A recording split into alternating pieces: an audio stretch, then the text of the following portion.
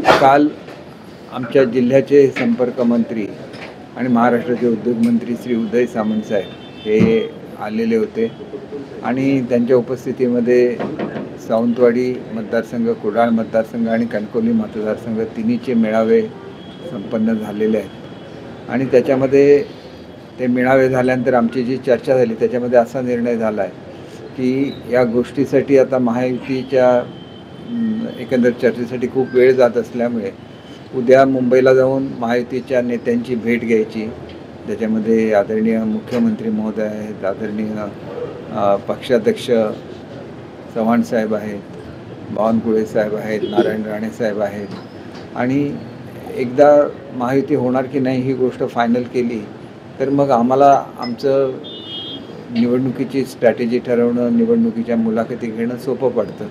त्या दृष्टीने आम्ही मुलाखती वगैरे घ्यायला आता सुरुवात करतो. परंतु जे मुलाखती किंवा इच्छुक उमेदवार आहेत त्यांना आम्ही सांगू इच्छितो की जर महायुती झाली तर मग ज्या जागा सोडल्या जातील भाजपला तिथं उमेदवारी दिली जाणार नाही. काल पवईमध्ये त्याचा एन्काउंटर झाला रोहित आर्या, त्याचं एकनाथ शिंदे साहेब कौतुक करतानाचा एक व्हिडिओ व्हायरल होतोय, काय सांगितलं?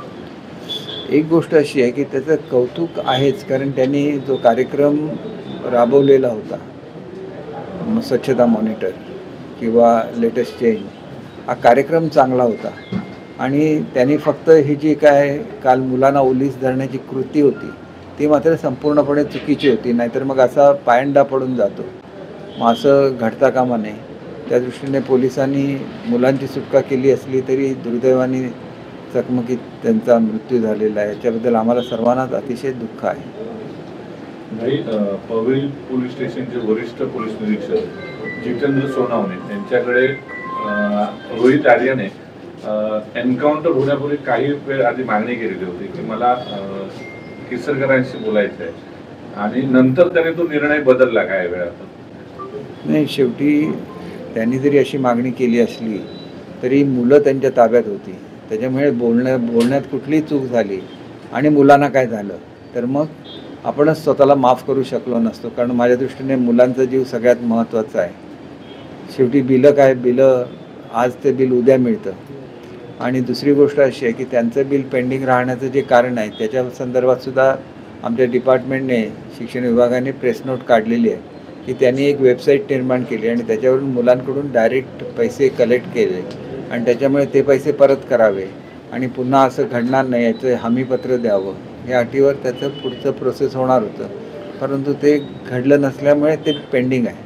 त्याच्यामुळे ते पेंडिंग, त्यांच्याकडे सुद्धा त्या गोष्टी पेंडिंग आहे. आपण एखाद्या गोष्टी ज्याला सरकारची बिलं असतात त्याला सरकारच्या सगळ्या नियमांचं पालन व्हायला लागतं, ही वस्तुस्थिती आहे. आणि ते पालन त्यांनी केलं तर मग त्याला त्याचं बिल रिलीज होण्यामध्ये काही अडचणी आल्या नसत्या, कारण त्याच्यासाठी बजेट प्रोव्हिजन करून ठेवलेली होती आणि ती बजेट प्रोव्हिजन ही एकट्या त्याला देण्यासाठी नव्हती, तर या स्कीमसाठी एकंदर जो खर्च येतो त्या सगळ्यासाठी मिळून ती प्रोव्हिजन होती. भाई, काल तुम्ही स्वतः म्हणाला होता की मी आर्याला पैसे दिले, मग सरकारी योजना असताना तुम्ही पैसे कसे काय दिले होते? नाही, हे एक सहानुभूतीपोटी, त्याचं जर बिल उशिरा होत असेल तर एक सहानुभूती असते. आपण ज्याला कोणाबरोबर तरी काम करतो त्याला एक जिव्हाळा निर्माण होतो. त्या जिव्हाळ्याच्या पोटी ही काही छोटी रक्कम होती, त्याला तेवढी आर्थिक मदत झाली तर मग त्यांना बिल उशिरा मिळालेल्याचं मग दुःख जाणवत नाही. त्याच्यामुळे आर्थिक मदत केलेली होती, त्याचा आणि सरकारी बिलाचा काही संबंध नाही. भाई, शिवरायांच्या गड किल्ल्यांवर नमो पर्यटन केंद्र उभारल्यास तिजोरीमध्ये खळखट्ट्या होईल असा राज ठाकरे इशारा देत आहेत आणि मुख्यमंत्री पदासाठी आणखी किती लाचारी पत्करणार अशा प्रकारची टीका ते एकनाथ शिंदेवरती करतात राज ठाकरे. एक गोष्ट आपण लक्षात घेतली पाहिजे की आपला जाज्वल्य असा इतिहास आहे, तो पर्यटकांच्या डोळ्यासमोर सुद्धा आलाच पाहिजे. त्यांना सुद्धा तो कळला पाहिजे की तो कसा आपला इतिहास अतिशय प्रेरणादायक होता. आणि तुम्ही पर्यटकांना तिथं नेलं नाही तर त्यांना तो इतिहास कसा कळणार? तुम्ही भारतातल्या कुठल्याही किल्ल्यांवर गेला तर तिथं लाईट अँड साऊंड शो असतो, इतर माहिती प्रदर्शित केलेली असते. तशी ती महाराष्ट्रामध्ये सुद्धा झाली पाहिजे, कारण महाराष्ट्राचा इतिहास हा सगळ्यात मोठा आहे. कारण स्वतः दिल्लीच्या पातशहाला महाराष्ट्राच्या भूमीमध्ये त्याची कबर खणली गेली. हा पराक्रम शूर मराठा सरदारांनी केलेला आहे, हे विसरता येणार नाही. 2018च्या कोरेगाव भीमा हिंसाचार प्रकरणाच्या चौकशी करणारा जो आयोग आहे त्यांनी माजी मुख्यमंत्री उद्धव ठाकरे यांना एक नोटीस बजावली आहे, कारण जी कागदपत्र आवश्यक होती ती त्यासाठी प्रतिसाद दिला नव्हता उद्धव ठाकरे. नाही, ही काय हा सगळा ते तो जो कार्य त्यांचा काम करण्याची पद्धत असते त्याचा एक तो भाग आहे. त्याच्यामुळे त्याच्यावर मी काय प्रतिक्रिया देणं योग्य होणार नाही, कारण ते माजी कॉन्स्टिट्यूशन खासदार ज्युडिशियलला हे आहे, ज्याला अशी एन्क्वायरी होते त्याला ते एक वैधानिक त्यांना अधिकार प्राप्त झालेले असतात. त्याच्यामुळे त्यांच्यावर आम्ही काही कॉमेंट करणं योग्य नाही. माजी खासदार विनायक राऊत यांनी रोहित आर्या प्रकरणावरती आपल्यावर ठपका ठेवून आपण शिक्षण खात्याचा बट्ट्याबोळ केलाय असा आरोप केला. त्याच्यामध्ये बट्ट्याबोळ करण्याचा प्रश्न कुठे येतो? मुळात माझी शाळा सुंदर शाळा याला 3 वर्ल्ड रेकॉर्ड त्या यांनी निर्माण केलेले आहे. त्या काळामध्ये शाळांमध्ये प्रचंड सुधारणा झाली. एखाद्याचं बिल पेंडिंग असेल तर ते अनेक ठिकाणी बिलं पेंडिंग असतात, तर त्याच्यासाठी ही टोकाचं पाऊल उचलण्याची कुठलीही आवश्यकता नाही. हा एक भाग झाला त्याच्यामधला. आणि दुसरं म्हणजे त्यांनी साईट एक क्रिएट केली होती आणि त्या साईटवरून त्यांनी मुलांकडून पैसे वसूल केलेले होते, तर त्याच्याबद्दल मात्र शिक्षण विभागाने आक्षेप घेतलेला होता आणि त्यांनी हे पैसे परत द्यावे आणि असं पुन्हा करणार नाही असं लिहून द्यावं, तरच त्याची बिलं रिलीज करावी असं शिक्षण खात्याचं म्हणणं होतं. त्याच्यामुळे आता ह्याची पूर्तता करणं हे त्याच्या हातात होतं, माझ्या हातात नाही. माझ्या हातात काय असतं की मी त्यांची विभागाच्या अधिकाऱ्यांबरोबर बैठक घडवून आणणं वगैरे हे मंत्री करू शकतात, बजेटची प्रोव्हिजन मंत्री करू शकतात, पण कोणाची बिलं काढण्याचं काम मंत्री करू शकत नाही.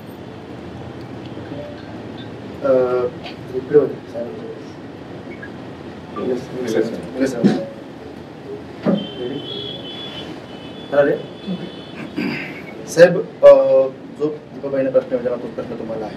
शिवरायांच्या गडकिल्ल्यांवर नमो पर्यटन केंद्र उभारल्यास तिजोरीमध्ये खळखळाट होईल आणि मुख्यमंत्री पदासाठी आणखी किती लाचारी पत्करणार अशी टीका राज ठाकरे एकनाथ शिंदे साहेबांवर करतात. मी काही दिवसांपूर्वीच बोललो होतो, राजसाहेब यांच्यावर मी नितांत आमचं प्रेम त्यांच्याबद्दल आदर आहे, पण शिंदे साहेबांवर बोलल्यानंतर आमच्याकडे पण काही पर्याय राहत नाही. लाचारीबद्दल जर बघायला गेलं तर त्यांनी स्वतःच्याच भावाकडे बघितलं पाहिजे. त्यांच्यापेक्षा मोठा लाचार कोणच नाही महाराष्ट्रात, लक्षात आलं. म्हणून आपण दुसऱ्यावर बोट जेव्हा दाखवतो तेव्हा आपल्या दिशेने किती बोटं आहेत हे पण बघितलं पाहिजे. आणि मी अगोदरही बोललो होतो, राजसाहेबांबद्दल मी काय बोलणार नाही. आम्ही त्यांना एका वेगळ्या स्टँडर्डवर बघतो, एक वेगळं आदर आहे त्यांच्याबद्दल. पण लाचारी हा जर विषय ते काढत असतील तर उद्धव ठाकरेंपेक्षा मोठा लाचार महाराष्ट्रात कोण नाही, झालाही नाही, होणारही नाही. म्हणून अगोदर भावाकडे लक्ष द्यावं त्यांनी. साहेब, या अनुषंगाने त्याने असं म्हटलंय की जिथे महाराजांच्या गड किल्ल्याला नाव दिलं गेलं ते तीच नाव पुसण्याचा कार्यक्रम केला जातो आणि असं त्यांचं आहे. बघा, लक्षात घ्या, मी ते काय टीका करतायत, नमो काय ते केंद्र, बरोबर आहे ना, त्याच्यावर मी फक्त त्यांचं असं स्टेटमेंट बघितलं कुठेतरी. त्याबद्दल आक्षेप असेल तुम्ही सरकारला सांगा की गड किल्ल्यांवर आम्हाला ह्या गोष्टी आम्हाला आवडत नाही किंवा नको, ते मान्य करू, कुठेतरी ती ॲडजस्टमेंट होऊ शकते. पण डायरेक्ट तुम्ही कोणाच्या तरी मुख्यमंत्री पदावर जाल म्हणजे तुम्ही राजकारण करताय ना महाराजांच्या नावावर. तुम्हाला गड किल्ल्यांवर प्रेम आहे की तुम्हाला टीका करायची राजकीय, हे अगोदर ठरवून घ्या. लक्षात घ्या, गड किल्ले हा विषय वेगळा झाला, त्याच्यावरती प्रेम असेल तर तुम्ही नक्की सरकारला सांगा. पण टीका कोणावर करताय ते बरोबर नाही. म्हणून मी त्यांना ते उत्तर दिलं की लाचारीची गोष्ट ठाकरेंनी करू नये. 2019ला जे झालं ना, ती महाराष्ट्राच्या इतिहासामध्ये सर्वात मोठी लाचारी होती,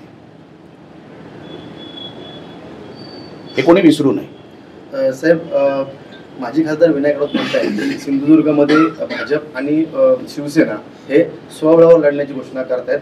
भाजप फक्त सत्तेसाठी शिवसेनेचा वापर करून घेतोय आणि या निवडणुकीनंतर शिंदे गटाचं भाजप विसर्जन करणार आहे. कोण विनायक राऊत? काय म्हणजे मला एक सांगा, विनायक राऊत जेव्हा येतात तेव्हा सातत्याने कोकणामध्ये ज्या गोष्टी नाही आहेत त्याच घडवायच्या मानसिकतेत असतात. मला त्यांच्या कुठल्याच स्टेटमेंटवर त्यांना इम्पॉर्टन्स द्यायचीच गरज नाही. लक्षात घ्या, आम्ही ह्याच विषयाबद्दल आमची प्रतिक्रिया दिलेली आहे. आम्हाला युती का पाहिजे, आम्ही युतीसाठी का प्रयत्न करतोय, हे बाहेरचे कोणी लुंगे फुंगे आम्हाला सांगू नाही ना आम्ही काय करावं ते. आम्ही आमचं बघून घेऊ ना, तुम्ही तुमचं बघा असेल तर. आम्हाला सांगू नका. आमचं एक कुटुंब आहे, त्या कुटुंबामध्ये काय करायचं ना ते आम्ही आमचं ठरवतो. भाजप असेल, शिवसेना असेल, अजितदादांची राष्ट्रवादी असेल, आम्ही एक फॅमिली आहोत. तुम्ही तुमचं बघा ना, तुमच्यावर कोण उमेदवार मिळतील का नाही विचारा विनायक राऊतांना. उदय सामंत साहेबांनी आता रत्नागिरीत असं म्हटलं, आपली आणि राणे साहेबांची चर्चा झाली आणि निवडणुका ह्या महायुतीनेच लढवायचा निर्णय होतो असं त्यांनी म्हटलं. बघा, आता केसरकर साहेब पण बोलले, आपण हे परत परत रिपीट करतोय. जेव्हा उद्याची मीटिंग ठरली, सगळ्या प्रमुख नेत्यांना भारतीय जनता पक्षाचे आम्ही उद्या भेटणार. त्याच्यामध्ये केसरकर साहेब आहेत, मी आहे, उदयजी आहेत. त्या मीटिंगमध्ये काय, आणि राणेसाहेब असतील तर राणेसाहेबांना भेटू. राणेसाहेब त्यांना रत्नागिरीत भेटले, मला असं वाटतं. आम्ही राणेसाहेबांना विचारल्याशिवाय काहीच करणार नाही. लक्षात घ्या, काल पण आम्ही बोललो, अंतिम शब्द नारायण राणेसाहेब. ते घेतील ते आम्हाला मान्य, आणि ते युतीच्या बाजूने आहेत, आम्हाला माहिती आहे. युती व्हावी असं त्यांनाही वाटतंय, पण ते कशी व्हावी ह्याच्यासाठी उद्या चर्चा आहे. आणि होत असेल तर चांगली गोष्ट आहे, नाही होत असेल तर मग आम्ही प्लॅनिंगमध्ये आहोत. आमची पण तयारी आहे, हेच मी परवाही बोललो. थँक्यू.